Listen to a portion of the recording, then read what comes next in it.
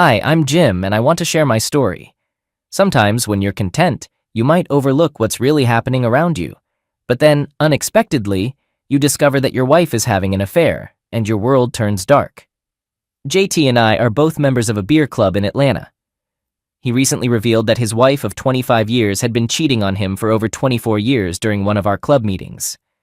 One piece of advice he gave, which I ignored, was to take off your rose-colored glasses and examine your marriage. My wife Karen and I have been married for almost 28 years and have 3 children. Life was good. My wife Karen is the only child of Ben and Alice Thompson and comes from a wealthy and well-known family. Although she's 49, she could easily pass for 35. I'm not entirely sure if I'd describe my upbringing as middle class, but I was raised in a loving family in a small town near Atlanta. I'm the younger of 2 boys, and we grew up next door to my grandparents. My father worked at my grandfather's hardware store, and my brother Ken and I helped out after school and on weekends. Ken went on to attend Georgia Tech and is now an electrical engineer in South Carolina. Following in my brother's footsteps, I also attended Georgia Tech as a computer science major. Every small town has its wealthy kid, and in our case, that was Joey. Joey and I have been best friends since we were 3 years old. While I attended Georgia Tech, Joey went to Emory. We often set each other up on dates when we visited each other's colleges, and Karen happened to be one of the blind dates Joey arranged for me. She was the only one I called for a second date. As seniors, we spent as much time together as our schedules allowed. One thing I knew for sure was that I wanted to spend the rest of my life with Karen. However, there was one issue I needed to address before proposing. I was raised to work hard and provide for my family, but Karen came from a wealthy background and had never worked a day in her life. I couldn't bring myself to rely on her parents' assistance. Fortunately, she agreed to marry me, and we embarked on our journey as an independent couple. I had saved up part of my earnings to buy Karen an engagement ring. The day after I proposed to Karen, we shared the news with her parents. Karen and her mother were thrilled and immediately began planning the wedding. Karen's father and I had a conversation in his study about my career plans after graduation. I informed him that I had accepted a job with a large corporation in Atlanta, which seemed to please him since he was acquainted with the company's executives. After spending about 2 hours together, we said our goodbyes, leaving Karen and her mother to organize the wedding over the next 14 months, while I focused on launching my career. 3 months after we shared our plans with Karen's parents, Ben, her father, invited me into his study. He expressed his fondness for me and acknowledged Karen's love for me. However, as a father, he felt the need to protect his daughter and family. I sat there, puzzled about what he was getting at. He handed me a document, explaining that it was a prenuptial agreement he wanted me to sign. I could hear my father's voice echoing in my head, advising me never to sign anything without reading it thoroughly, asking questions, seeking advice, and giving it careful thought. I took my time reading through the agreement while Ben patiently waited. The document stipulated that if our marriage ended within the first 5 years, I would receive $100,000, but wouldn't be entitled to any other assets from Karen or her family. Every 10 years, the monetary limits would increase, with the maximum reaching $5 million on our 25th wedding anniversary. I sat there, dumbfounded, trying to figure out how to respond. After a few minutes, I addressed him saying, "Sir, I love your daughter and plan to spend the rest of my life loving her. However, the practical side of me understands your perspective. I'll take this with me and think it over." He nodded and replied, "Good, I'll await your response." My father has always been my go-to person for advice, so I visited him next. Dad meticulously read through the document twice before offering his thoughts. He said, "Jim, we both understand why Ben wants this agreement, and the way it's written, it primarily protects his family's interests. The real question is, what do you want out of this marriage, and what do you want to safeguard for yourself?"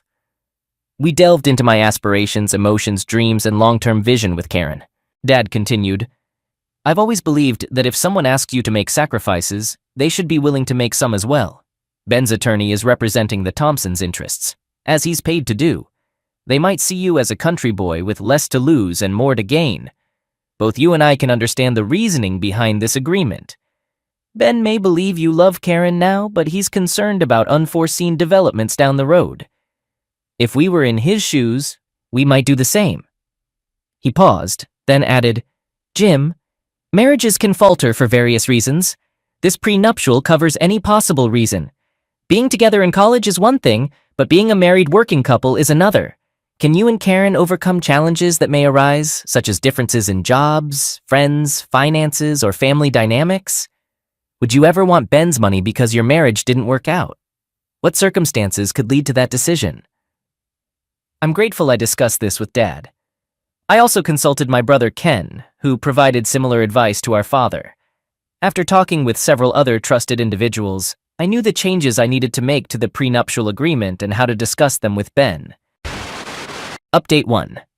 During a later visit to Karen's family home, I approached Ben for a private conversation. We moved to his study, away from the wedding preparations happening elsewhere. It was there that I brought up the prenuptial agreement he had given me some time ago. I explained to Ben that after careful consideration, I had some proposed changes to the agreement.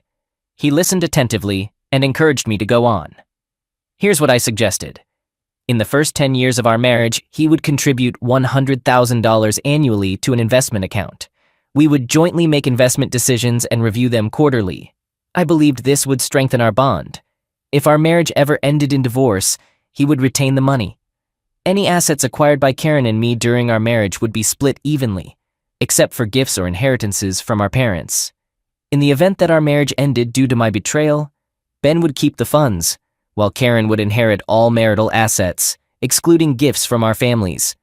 Conversely, if Karen were to be unfaithful, the funds would belong to me, and I would claim all marital assets, again excluding any family gifts.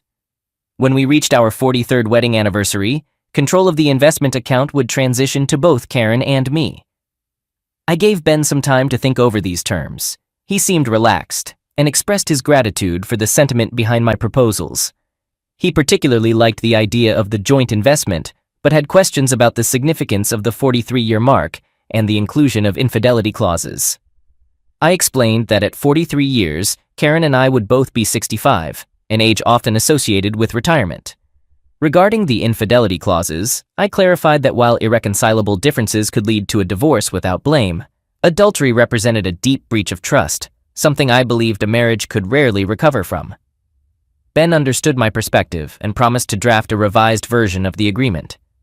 A couple of weeks later, Karen was informed about the updated prenuptial terms. While initially surprised, she came to appreciate the thoughtfulness behind the clauses. After a thorough review, she asked for my thoughts on it. I confirmed my comfort with these stipulations and reiterated my reasons for them, especially emphasizing the emotional weight of adultery. Following this, Karen and I celebrated our love with a magnificent wedding, followed by an unforgettable honeymoon. Update 2. We've been married for nearly 28 years and have 3 children. Our oldest, Dan, is 26 and named after my father. He's working for one of Ben's companies, where Ben is grooming him to take over the family businesses. He's also been accepted into an MBA program starting this fall. Benny, 25, has a passion for the outdoors and joined my dad after graduating from college. As you can see, Benny is named after Karen's father. My dad is delighted to have a family member taking over the farm and hardware store. My brother and I left the farm as soon as we could. Amy, our youngest, turned 18 3 months ago and has me wrapped around her little finger. She's our most talented athlete and has received a full scholarship to play soccer at UNC next year. After our boys left for college, I converted the basement game room into a brew pub. Karen and I enjoy hosting gatherings, and the pub has become a hit with our family and friends. For the past few months, I had felt that someone might be pilfering my beer. I never maintained a strict record, but there was an uneasy feeling in my gut. As I was organizing beers for a beer club gathering, I found myself short of IPA bottles. During the meeting, I confided in Fred Jones about my growing suspicion regarding my 18-year-old daughter possibly taking my beer from the pub. Fred inquired if I allowed my daughter to consume beer. I explained that while I did allow her a sip if she was interested, I couldn't imagine her taking whole bottles. I further expressed my observations that the beer tended to vanish whenever I was away on trips. I was sure it wasn't Karen since I had never seen her completely drink a beer, given her preference for wine. And while my sons enjoyed my brew, they always left with a case of their own, leading me to believe Amy and her friends were the culprits. To this, Fred suggested installing a motion-activated camera in the pub to potentially catch her red-handed. Impressed by the idea, I inquired if he could set it up the following morning when Amy would be at school. He proposed 11 a.m. as a suitable time, to which I agreed. True to his word, Frank was there on time the next day, getting the system up and running within 15 minutes. He also took some extra time to guide me on its operation. He wondered if I intended to inform Karen about the surveillance setup. I voiced my concerns about her possibly letting it slip to Amy, so I had decided against it. He was curious about my travel plans, and I shared that I was scheduled to visit Cleveland the next week. Before parting, he wished me well and hoped the system would provide the evidence I sought. With everything in place, we left the pub and decided to grab some lunch. Update 3. Over the next 2 weeks, I made it a routine to enjoy a beer in my pub while checking the surveillance tape. However, all I ever saw were the cleaning crew who came in on Tuesdays and Fridays, along with myself. Returning from my Cleveland trip late on a Friday night, I had to spend the day at the office. In the evening, Karen and I had dinner with her parents and attended a play. On Saturday, we hosted a barbecue at our house. Sunday, after attending church, we visited my parents. When we returned home, I decided to take a nap in my easy chair. On Monday night, while Karen was at a meeting and Amy was at soccer practice, I finally mustered the courage to review the tape. 5 minutes into watching the footage, my world shattered. I had expected to see Amy and her friends, but instead, I witnessed Karen entering my pub, hand in hand with Jerome. Jerome, along with his wife Diana and daughter, had moved into our neighborhood about 8 months ago. His daughter Nicole had quickly become friends with Amy. As I watched, I saw my wife, bent over the arm of my favorite chair, intimately involved with Jerome. I sat there numb for who knows how long. It wasn't until I realized I was watching footage from the Saturday barbecue that I snapped out of my daze. I deeply regretted not installing audio recording along with the camera. The initial shock I felt soon gave way to anger, which then escalated to pure rage. I remembered my father's consistent advice about tackling problems with a level head, cautioning against making decisions in the heat of anger. He had often emphasized doing thorough research, understanding the crux of the issue, and then deciding on a course of action. He believed that decisions made in anger were often regrettable. Knowing this, I was determined to gather irrefutable evidence. As I waited for the tape to rewind, I tried to control my emotions by taking deep breaths, bracing myself for another viewing of the distressing footage. It was clear from their interactions that this wasn't a one-time occurrence. The sequence showed them sharing a beer and engaging in a casual conversation. As events unfolded, Jerome dressed up, Karen got him another beer, and she too dressed, all the while the man leisurely sipped on my beer.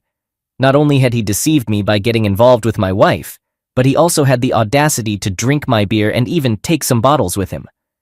I decided to consult Frank and gave him a call. After introducing myself, I asked if he had a moment to speak.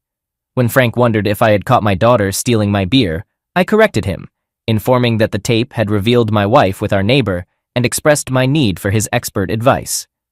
Recognizing the gravity of the situation, Frank conveyed his sympathies and inquired about what I specifically needed.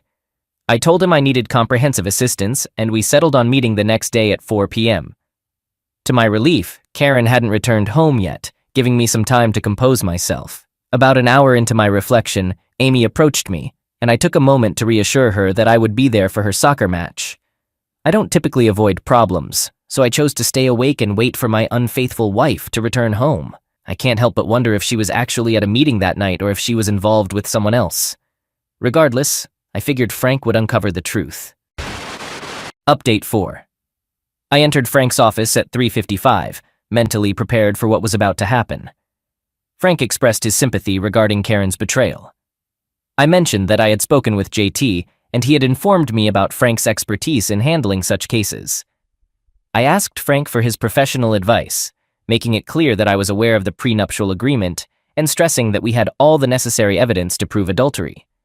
I was eager to know his strategy. I was determined to gather comprehensive information about Jerome, his background, connections, and family. I wanted him to be closely monitored in every aspect of his life, as I was determined to make him face the consequences for disrupting my life. My intentions extended to Karen, and I wanted her to be under continuous surveillance as well. Frank acknowledged the extensive nature of this task and explained that it would require a significant amount of time and manpower. He assured me that the process would begin the very next day and suggested installing surveillance equipment in my home and Karen's vehicle, which I thought was a good idea. I expressed regret for not having audio recordings from the previous week and asked about my upcoming trip. Frank reminded me of my upcoming trip, which was scheduled for 3 weeks from then and would last for 4 days. He was confident that by the time I returned, a substantial amount of information would have been collected. When he inquired about the tape, I confirmed that I had brought everything he had specified. When we discussed the logistics of installing the surveillance system, I mentioned that Karen had her regular bridge game on Thursdays, which could be a possible opportunity for the installation. When he asked about the time required, I was informed that it would take about 2 hours. We agreed to meet at my house the following Thursday at 9:30. As I left Frank's office, I felt a slight sense of relief, knowing that proactive measures were being put in place. However, the 3-week wait that followed seemed endless. When it finally came to an end and I set off supposedly for Austin, I had a feeling that it was my final goodbye to Karen. Mike Ford had meticulously prepared all the necessary legal documents, which were securely stored in my briefcase, ready for the upcoming confrontation. I changed my destination from Austin to JT's place, fully aware that the following day would mark the end of my marriage. As expected, Frank later gave me the troubling news I had mentally prepared for. He told me that shortly after I left, that man had come to my house, and they had engaged in their secret affair right in our bed. To make matters worse, Frank mentioned that Karen had even invited him for the next night, as Amy would be away at a friend's house. After a lot of thinking, I decided how to handle Karen's infidelity. Although a part of me wanted to confront them in a dramatic fashion, I chose a more measured approach. The next day, I reached out to Karen's father, asking for a private meeting at his office to discuss an important matter. Recognizing the seriousness of my request, he agreed to see me that evening at 6:30. When I arrived, Ben looked puzzled. My unusual request to meet in that setting had clearly piqued his curiosity. I began by expressing my deep respect for him, likening it to the respect one has for a father. I then explained my situation, revealing my intention to serve Karen with divorce papers due to her adultery. Shocked, he asked for more details, so I told him the painful truth. I had obtained video evidence of Karen's affair with her lover, right in our marital bed. To emphasize the seriousness of the situation, I added that even at that moment they were repeating their actions. He was visibly shaken and wanted to know my next steps. I shared my initial desire to confront them dramatically at our home, but then suggested a more restrained approach, mainly out of respect for him. Over the next 45 minutes, we discussed my proposed plan, and we eventually agreed that it was the most sensible way to proceed. Final update. At 9:15, Ben and I convened at my residence, joined by Frank Jones, Brad Williams, Mike Ford, and Steve Collins, an Atlanta police detective. Following the introductions, Frank updated us on the situation unfolding in the master bedroom. Karen and her lover were indiscreetly involved. As we exchanged words on the porch, Frank was alerted via his earpiece about the ongoing intimacy within. Upon gaining entry into the living room, I turned my attention to Ben, suggesting he might prefer to stay downstairs given the circumstances. It was a delicate situation, considering his relationship to Karen. I reiterated that I harbored no ill will towards Karen that could lead to physical harm. As our group proceeded upstairs, Brad, equipped with a video camera, led the way. The intention was to capture undeniable evidence before confronting them. We aligned outside the bedroom, the muffled sounds of intimacy emanating from within, giving us pause. It was clear they were sharing more than just a physical connection. Preparing ourselves, we made our entrance. The sight that greeted us was Karen, attempting modesty with a sheet, and Jerome, rather ineffectively using a pillow as a shield. Without wasting any time, I began the introductions. Frank the investigator, Mike my attorney in the impending divorce, Steve the detective, and Brad behind the camera. The atmosphere was heavy as I explained my restraint from reacting violently. I made it abundantly clear that our home had been under surveillance, capturing every deceitful act for the past weeks. Addressing Karen, I laid bare my knowledge of her past with Jerome and her motives for marrying me. The room's tension intensified as I recounted how she had chosen me over Jerome, primarily to appease her parents and ensure the continuity of the family line, a purpose now fulfilled with 3 heirs. As Karen attempted to interject, I silenced her, emphasizing the pointlessness of any explanations. The evidence against her was overwhelming. Especially damning was her invitation to Jerome, recorded not long after my departure. Turning my focus to Jerome, I noted his impressive skill at deceit. I relayed how he had been closely watched for the last few weeks, alluding to a comprehensive report about his background and activities. To further the humiliation, I instructed Frank to display the findings on a DVD for the pair, especially wanting Karen to see Jerome's true colors. The video revealed Jerome's blatant betrayal of Karen, showing him intimately involved with 2 other women. The climax of the video was a recent dining scene where Jerome openly discussed his affairs with his friends. In the video, he boasted about continuing his affairs with married women, specifically mentioning Karen. He reminisced about Karen visiting him on her wedding day and her promise to remain faithful to her husband after one final encounter. He scornfully remembered how she had recently confessed a desire to marry him, expressing doubts about ever considering marrying her. The impact of these revelations was immediate.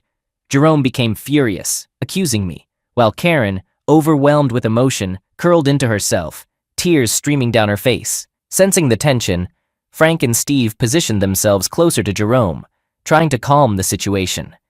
They assured him they meant no harm unless provoked and hinted at Jerome's wife and her brothers being displeased upon discovering his infidelity. They suggested he get dressed quickly. I then informed Jerome that his past actions were now known to everyone, as the evidence had been given to his wife and the husbands of the other 2 women. Furious, Jerome threatened me, unaware that he had just incriminated himself in front of a lawyer and a police officer. Mike promptly handed Jerome a set of documents, divorce papers from his wife. I conveyed his wife's strong desire for Jerome to never enter their home again. In a surprising twist, I told Jerome about his brothers-in-law, who were already waiting downstairs to escort him out, clearly not in a pleasant mood. To make matters worse, I revealed that they had played a significant role in gathering evidence of his numerous affairs. As Steve led Jerome away, I turned my attention to Karen. I challenged her to consider the magnitude of her betrayal. How would it feel knowing she was just another conquest for Jerome? What was it like to come to terms with the fact that she had destroyed our family for someone like Jerome? Drawing from our history, I reminded her of a pact we had made 3 decades ago. Infidelity would be the ultimate breach of our bond. She hadn't just ended our marriage. She had cast a dark shadow over every cherished memory and future family event. In the eyes of our children, our parents, and our friends, her actions made her a deceiver. Seeing her now filled me with visceral disgust, and it pained me to think that I had devoted 30 years to someone so undeserving. She appeared pitiful, lying on the bed with tears streaming down her face, hiding beneath the covers. I informed her that I no longer considered her worth my time and urged her to get dressed quickly. Her father was waiting downstairs, and he wasn't thrilled about discussing her actions with Alice. I emphasized that I had nothing more to say to her and urged her to hurry. When she expressed reluctance to let her father see her in her current revealing outfit, I reminded her that she had the choice to change quickly or be taken downstairs as she was. She asked for a different outfit, but I stood firm. Her complaints about privacy were met with a reminder that those present had already seen much more compromising footage of her. The urgency was clear. The outfit she had previously worn was, to put it mildly, provocative. A sheer blouse, an extremely short leather skirt, and high heels. When I escorted her downstairs in that attire, the shock on Ben's face was evident. He couldn't believe his eyes and expressed concerns about taking her home looking like that, worried about both Alice's and his own reactions. I was torn. I wanted her to feel the embarrassment of her clothing choice, but I also respected Ben and Alice. As the weight of the decision hung in the air, only the steady ticking of the grandfather clock broke the silence. Understanding Ben's discomfort, I offered a compromise. Steve could drive them home in Ben's vehicle, and I would follow behind. Then, as a final sign of respect for Karen's parents, I allowed her a brief opportunity to change her clothes. She wasted no time going upstairs and returned shortly after wearing an outfit that was far more modest, resembling that of a typical mother. Before she departed, I approached her and removed her engagement and wedding rings, stating that she didn't deserve them. When she tried to take her purse, I stopped her, insisting she would leave with only the clothes she was wearing. Ben, appreciating my earlier gesture, extended his hand in gratitude, assuring me he would take it from here.